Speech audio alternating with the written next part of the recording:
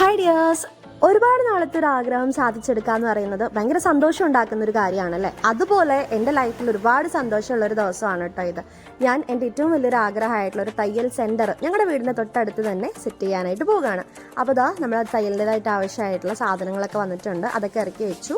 അതിൻ്റെ കൂടെ തന്നെ കുറച്ച് മെറ്റീരിയൽസും കുറച്ച് റണ്ണിങ് മെറ്റീരിയൽസും കുറച്ച് ചുരിദാർ മെറ്റീരിയൽസും നൈറ്റി മെറ്റീരിയൽസും ഒക്കെ എടുത്തിട്ടുണ്ടായിരുന്നു. അപ്പോൾ അതിനൊക്കെ റേറ്റും കാര്യങ്ങളൊക്കെ ഇട്ടിട്ട് ഒന്ന് ഷോപ്പിലേക്ക് കൊണ്ടുപോയി വെക്കണം.